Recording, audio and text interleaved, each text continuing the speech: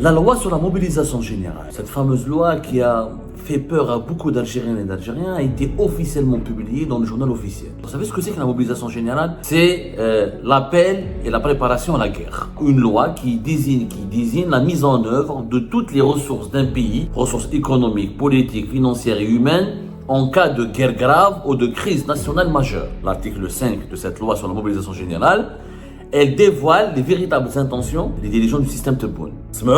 Écoutez bien.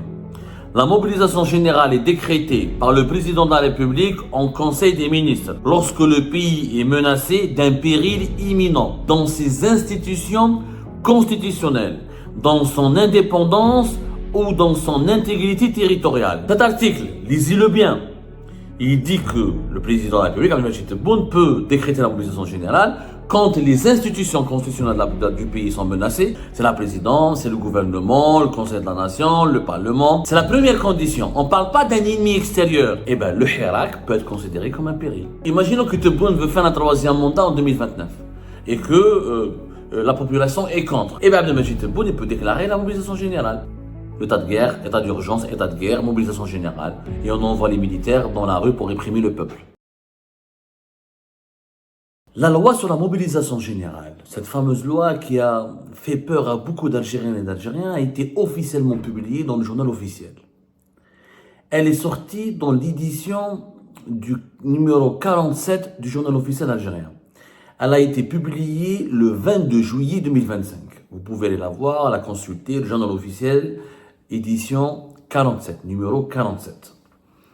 C'est une loi qui a été qui correspond, c'est la loi numéro 2505, correspondant au 19 juillet 2025, relative à la mobilisation générale. Elle est signée par le chef de l'État, Abdelmadjid Tebboune. Il y a exactement, je vais vous dire les nombres d'articles, 27 articles, 3 pages pratiquement, voilà. Il y a exactement 64 articles. Cette loi n'a pas été expliquée. Le ministre de la Justice l'a expliqué 2 à 3 reprises. Quelques partisans, quelques experts, pseudo-experts, partisans du pouvoir algérien actuel ont tenté de l'expliquer, de la relativiser, de lui enlever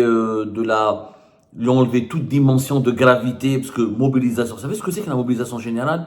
Il faut savoir c'est quoi la définition de la mobilisation générale. La mobilisation générale, la définition communément admise dans la jurisprudence internationale, c'est l'appel et la préparation à la guerre. C'est l'appel et la préparation à la guerre. C'est une loi qui désigne la mise en œuvre de toutes les ressources d'un pays, ressources économiques, politiques, financières et humaines, en cas de guerre grave ou de crise nationale majeure. En cas de grave guerre ou de crise nationale majeure. La mobilisation générale ne signifie pas qu'on va faire la guerre à un ennemi extérieur. Elle peut être utilisée aussi pour faire la guerre à un ennemi intérieur. Donc ça peut être des guerres civiles comme des guerres qui opposent à des voisins ou à des ennemis étrangers. La mobilisation générale, c'est l'appel sous les drapeaux de toutes les forces vives d'un pays. C'est-à-dire qu'on appelle les jeunes, toutes les personnes qui sont en bonne santé, hommes ou femmes, surtout des hommes, des pays où la mobilisation générale touche aussi les femmes. Et on réorganise le pays, on réorganise toute la gestion politique d'un pays pour soutenir l'effort de guerre. La mobilisation générale est des cas historiques, 1994 dans les pays européens, 1931 pour les deux dernières guerres mondiales. Donc, pendant la mobilisation générale, les institutions sont suspendues, il n'y a plus de démocratie, il n'y a plus d'élections, il n'y a plus de liberté publique et individuelle, il n'y a pratiquement plus de droits de l'homme puisque le pays doit se concentrer sur un effort de guerre, se protéger et lutter contre un ennemi extérieur ou un ennemi intérieur. Donc c'est une loi grave. Dans un pays qui se respecte, une telle loi, normalement, elle devrait faire l'objet d'un débat. Pourquoi une loi sur la mobilisation générale? Est-ce qu'on est menacé par un ennemi? Est-ce qu'on va aller faire la guerre? Pourquoi? Nous en avons déjà parlé lors d'une émission qui a été publiée le 22 avril 2025. On a expliqué que juridiquement, on a donné une explication juridique et une explication politique. On a expliqué que cette loi ne signifie pas que l'Algérie va faire la guerre à un pays. Parce qu'à l'époque, quand en avril 2025, lors d'un conseil des ministres, Abdelmajid Tebboune, un communiqué qui résume les travaux d'un conseil des ministres qui a été présidé par Abdelmajid Tebboune, parlait de la préparation et de cette loi sur la mobilisation générale, tout le monde a pensé à une guerre avec le Maroc. Tout le monde, les Algériens de base, l'opinion publique, les experts, les juristes, les politologues, les observateurs étrangers, les commentateurs, tout le monde tout le monde a braqué ses projecteurs sur le Maroc. Comme il y a une tension très vive entre le Maroc et l'Algérie, depuis notamment la rupture des relations diplomatiques en août 2021, on a tous pensé, enfin tout le monde a pensé, c'était pas tous, nous, moi j'ai pas pensé cela, on a été parmi les rares voix qui ont expliqué en avril 2024 que ne vous inquiétez pas, c'est pas le Maroc qui est visé par cette loi de mobilisation générale, que l'Algérie ne va pas entrer en guerre.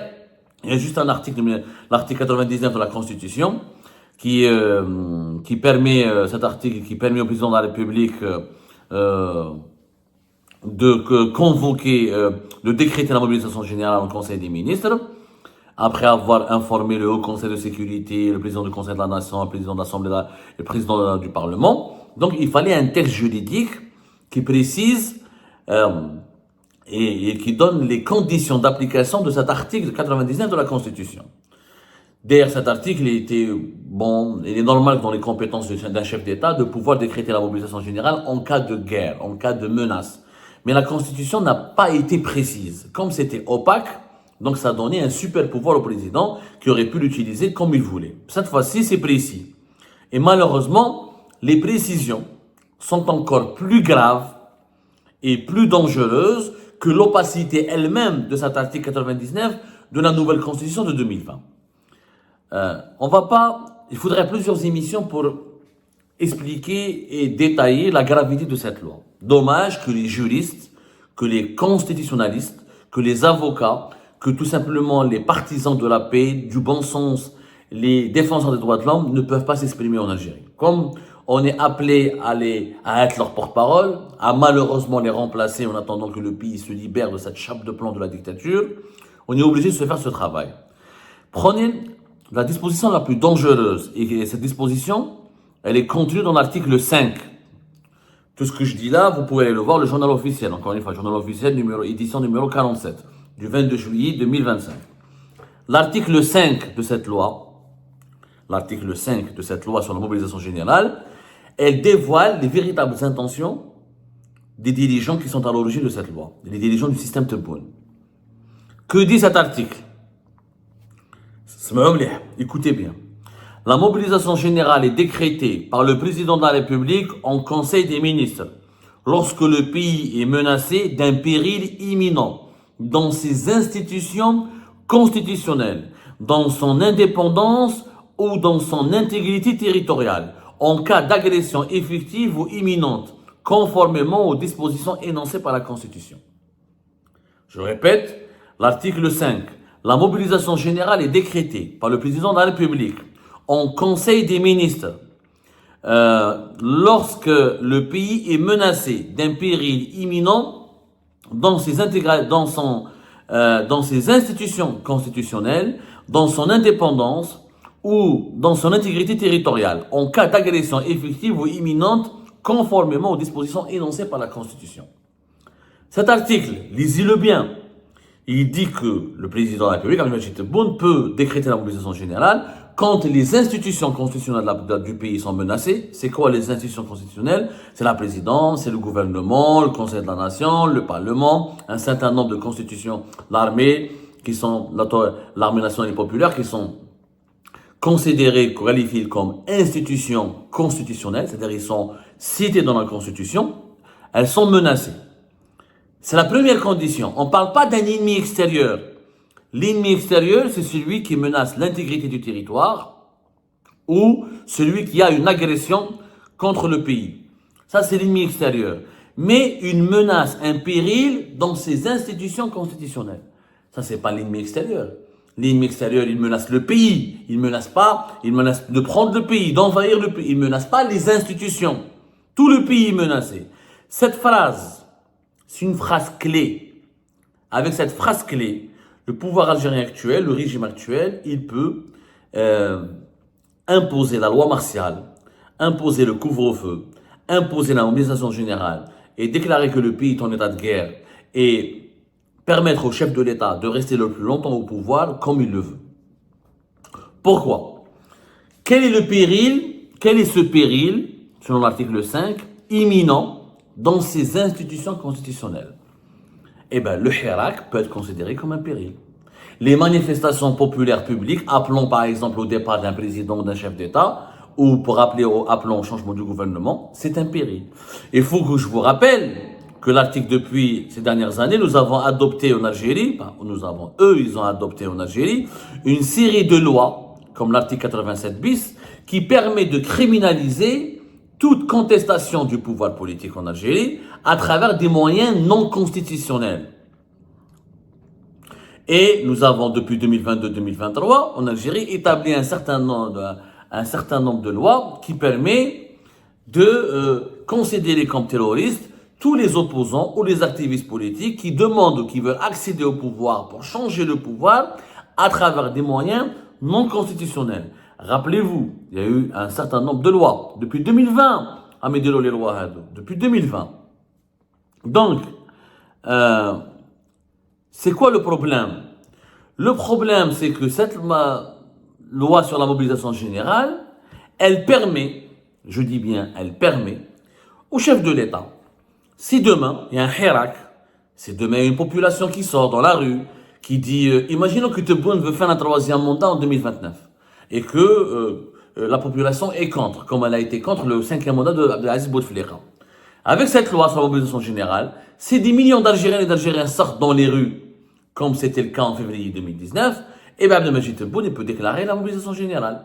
Pourquoi? Parce qu'il peut considérer que les millions de personnes qui sont dans les rues représentent une menace imminente contre les institutions constitutionnelles. À partir du moment où la présidence est critiquée, menacée, à partir du moment où le Parlement n'est plus considéré, à partir du moment où le peuple veut le changement du pouvoir et du régime, c'est une menace imminente contre les institutions du pays. C'est une vérité. C'est une vérité totale. Qui trouve le discours, qui trouve depuis, encore une fois, l'arsenal juridique algérien. Comment il a changé ces dernières années, notamment avec l'article 87 bis, depuis 2022, depuis 2023, tout ce qui a été, tous les amendements qui ont été adoptés, par exemple, l'ordonnance numéro 2108 et la nouvelle définition du terrorisme depuis 2021, notamment depuis 2021 et 2022, il y a eu une série, je dis bien une série de nouvelles lois qui ont été adoptées, qui criminalisent l'activité politique, qui criminalisent l'opposition, qui criminalisent la manifestation dans les rues. Combien de hirakistes, d'opposants, de journalistes ont été jugés ou incarcérés pour l'apologie du terrorisme, pour atteinte à l'unité nationale, pour atteinte à l'intégrité territoriale, à travers juste des déclarations verbales, à travers juste des déclarations militantes et politiques. La loi sur la mobilisation générale de ce mois de juillet 2025, elle complète cet arsenal juridique qui permet maintenant, au départ, avec les lois qui ont été établies, comme l'article, comme l'amendement 87 bis et l'ordonnance numéro 2108, en appliquant la définition, en imposant la définition du terrorisme en l'élargissant à des activités politiques pacifiques, juste parce que un opposant veut changer le pouvoir ou contre celui qui est au pouvoir, il va être considéré comme terroriste. Aujourd'hui, avec cette loi sur la mobilisation générale, quand le peuple va sortir dans les rues, quand les opposants, l'opposition, ou des activistes, ou des citoyennes et des citoyens veulent investir la rue pour dire non au troisième mandat de Tebboune, ou ils veulent le départ de Tebboune, ou ils en ont marre du gouvernement, si le peuple il en a marre, demain il sort dans la rue, ça va être considéré, selon cette loi sur la mobilisation générale, comme une menace imminente. Je dis bien une menace imminente contre quoi? Contre les institutions, les institutions constitutionnelles du pays. La présidence, elle est considérée comme une institution constitutionnelle du pays. Donc, Abdelmajid Tebboune, grâce à cette loi, c'est demain, des gens appellent à son départ, des gens veulent le mettre, ils en ont marre de lui, ils veulent pas de son troisième mandat, ou s'il tombe malade comme Abdelaziz Bouteflika, etc., il ne pourra plus gouverner, le peuple ne veut pas de président malade, eh bien le pouvoir algérien pourra tout simplement utiliser la loi sur la mobilisation générale pour décréter la loi martiale, pour imposer un couvre-feu, pour imposer des mesures de sûreté d'État, pour imposer l'état d'urgence, tout simplement l'état de guerre, et nous sommes en guerre. Il n'y a pas que l'ennemi, parce que cette loi ne vise pas d'abord l'ennemi extérieur. L'article 5, regardez comment il est, tout simplement, comment il commence. La mobilisation générale est décrétée par le président de la République en Conseil des ministres lorsque le pays est menacé d'un péril imminent. Un péril imminent, ça veut dire que la menace, elle est directe, on peut la constater, on peut la sentir, elle est palpable. On peut l'évaluer. Lorsque le pays est menacé d'un péril imminent dans ses institutions constitutionnelles. Dans ses institutions constitutionnelles. Après, ils vont parler de l'intégrité du territoire ou de son indépendance. Normalement, la menace, normalement, un pays d'abord menacé, se sent menacé quand il y a son territoire il est violé, quand il est agressé depuis l'étranger, quand il est son indépendance elle est menacée. Non, on met en valeur d'abord les institutions, on met en avant d'abord les institutions constitutionnelles. Ça veut dire la présidence, l'armée, le parlement, le Sénat, le gouvernement, etc., etc., etc. Le pouvoir lui-même. Cette loi ne permet en réalité au pouvoir de concéder, ça lui donne le droit, juridiquement parlant, ça lui donne le droit de considérer un éventuel hirak comme une menace imminente, comme un ennemi intérieur, avec lequel on peut utiliser les moyens de guerre. Parce que la mobilisation générale, c'est les moyens de guerre. Si on est en temps de guerre. Donc s'il y a un hirak demain en Algérie, on va mettre le pays le pays entrera en guerre. On va considérer que le pays est en guerre. Sauf que le hirak, c'est pas les Marocains, c'est pas des Israéliens, c'est pas des Français, c'est des Algériens et des Algériens. Ils sont sortis en 2019, ils peuvent sortir en 2029. Ils peuvent sortir demain, ils peuvent sortir après-demain. À un moment donné, vous savez, les colères des peuples, elles ne sont pas prévisibles. Il y a des signes avant-coureurs, mais un peuple peut se révolter à n'importe quel moment. Il peut dire qu'il en a marre. Il a le droit d'ailleurs de dire qu'il en a marre. Sauf qu'en Algérie, il faut maintenant mesurer les conséquences. Si le peuple dit qu'il en a marre, et s'il y a des millions de personnes qui sortent dans les rues, ou des milliers de personnes qui sortent dans les rues pour dire on ne veut plus de ce président, on ne veut plus de ce gouvernement, eh ben, c'est l'état de guerre. L'état de guerre, état d'urgence, état de guerre, mobilisation générale. Et on envoie les militaires dans la rue pour réprimer le peuple. Juridiquement parlant, avec cette loi, c'est aujourd'hui possible. C'est un dérapage inédit. Si cette loi était par exemple en cours, ou elle a existé, ou elle était en vigueur en 2019, Saïd Bouteflika et les Bouteflika auraient pu décréter la mobilisation générale, l'état de guerre. Le hirak menace les institutions constitutionnelles. Le président, c'est une institution constitutionnelle. Donc, demander le départ du président est un péril imminent contre l'institution constitutionnelle.